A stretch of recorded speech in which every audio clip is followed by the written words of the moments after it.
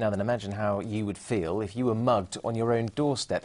You might be scared or angry. It's highly unlikely. You'd be thankful, though. But for one man from Milton Keynes, that's exactly how he feels. A violent mugging outside his house ended up being a blessing, as Lauren Carter explains.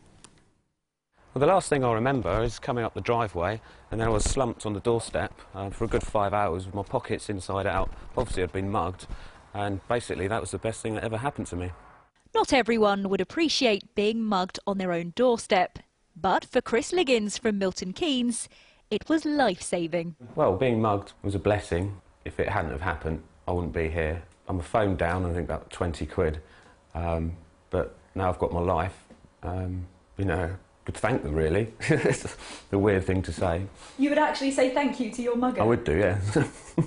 After being attacked, Chris went to hospital, where they discovered a large brain aneurysm.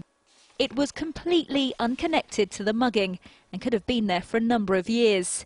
If it had burst, it would almost certainly have killed him. This is Chris's MRI scan, and as you can see, there's a white area here just behind his left eye. That's the aneurysm, and doctors say that was quite large, roughly the size of a pound coin. An aneurysm is a bulge in a blood vessel. If it bursts, it can cause fatal bleeding. Chris's was caught just in time. Surgeons performed an embolisation, which involved inserting a coil through his groin, which then travelled up to his brain, allowing them to treat the aneurysm from inside the blood vessel. He was lucky because it was found before it ruptured. If it ruptures, then obviously the blood fills into the brain and you have a stroke and you will die if it's not treated quickly. Chris, who has 3 young children, says he'll always be grateful to his mugger. He'd even like to meet them. I don't want my phone back, and I don't think they've got 20 quid to pay me back. But yeah, I would do, yeah, so if they're out there. You would actually like to meet them? Yeah. And what would you say? I'd just thank them. Might take them for a pint, you know.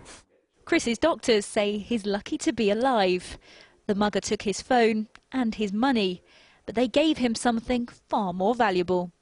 Lauren Carter, Anglia News, Milton Keynes. You say that again. Right, it's coming to 12 minutes past 6. At 6:30, we're going to hand you over to London for the ITV